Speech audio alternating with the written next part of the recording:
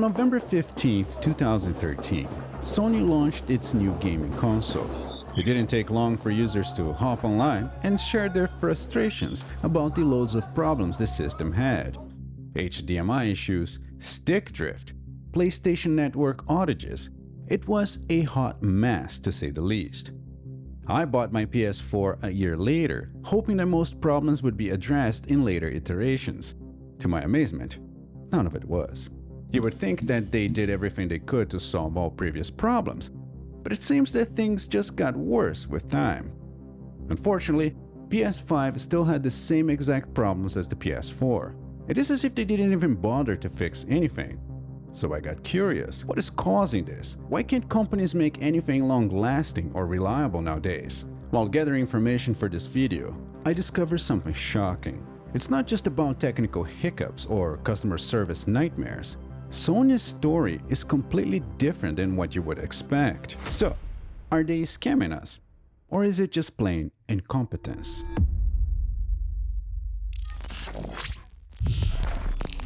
What is a scam? A scam is a deceptive scheme designed to trick individuals or entities into giving away money, personal information, or other valuables under false pretenses.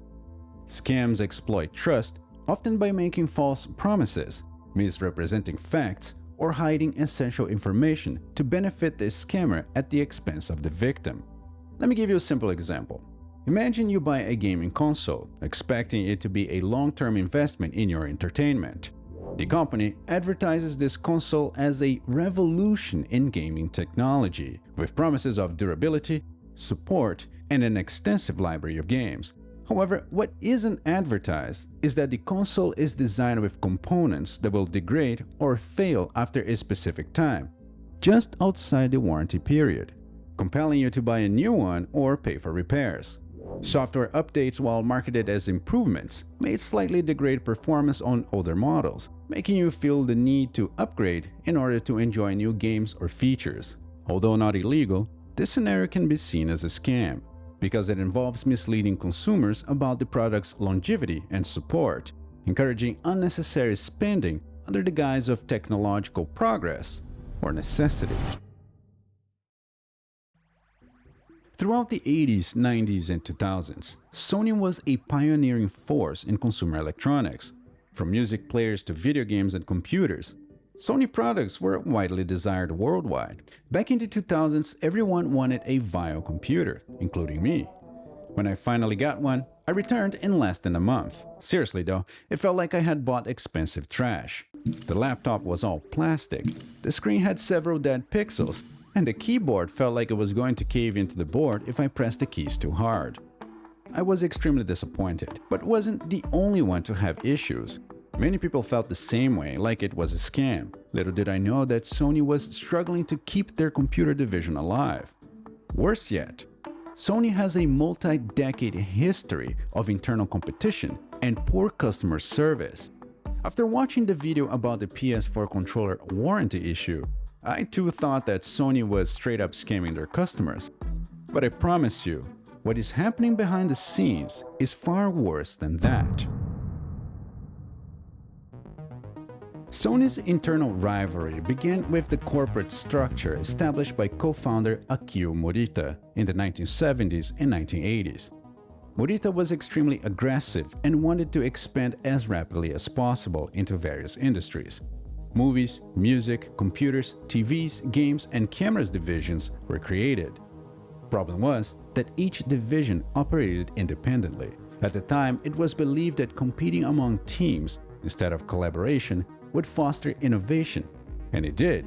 But it also caused cases of self-sabotage where Sony's products competed against each other. Different divisions had different leadership and goals. They saw each other as rivals, not as partners, and refused to share technology or work together, even when it made sense. Top executives failed to enforce unity across the company, and the first notorious case of self-sabotage was the Betamax. Sony created arguably the best videocassette format of its time, far superior to the VHS tapes. However, it was more expensive.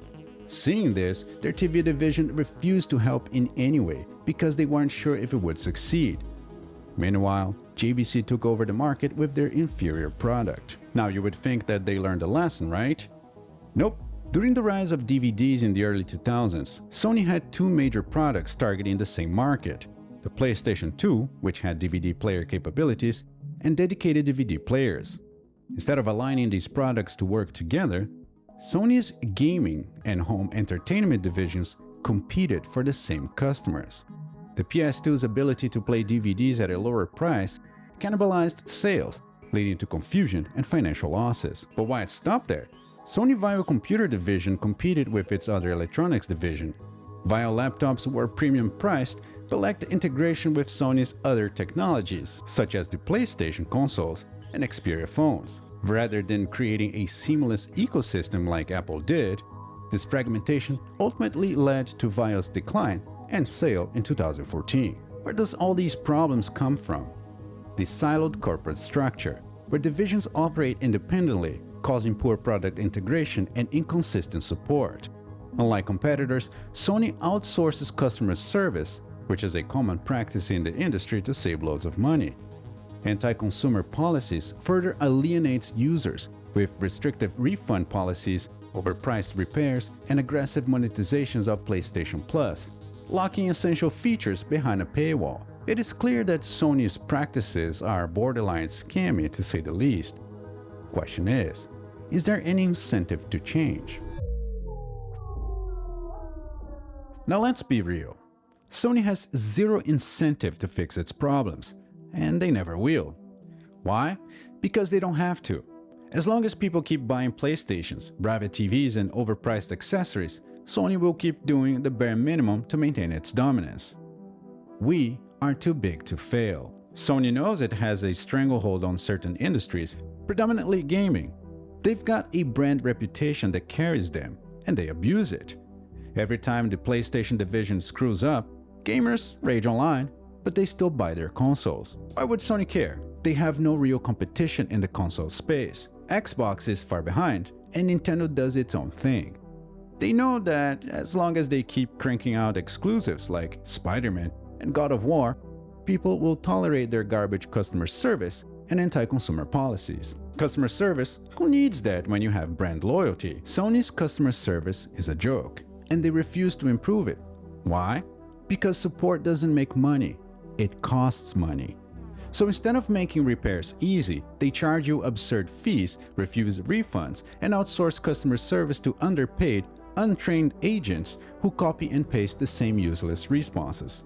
Want to return a digital game that doesn't work? Well, that's too bad. Need help with a defective console? Good luck waiting on hold for hours, buddy. Your PS5 is bricked after an update? Buy another one. This isn't incompetence, it is a deliberate strategy. By making customer service an absolute nightmare, Sony forces people to just give up and spend more money. Sony has never cared about making durable, long-lasting products. Instead of fixing problems, they will release a slightly upgraded version and make you buy it again. They don't fix issues, they sell around them. Why? Because anti-consumer practices are more profitable. Sony has mastered the art of screwing over customers while convincing them it's normal. Sony isn't lazy, they're calculated. Every anti-consumer move is designed to extract more money from players while making it look like it's just the way things are. At the end of the day, Sony won't change because they don't have to. Their competition isn't strong enough to force them to improve.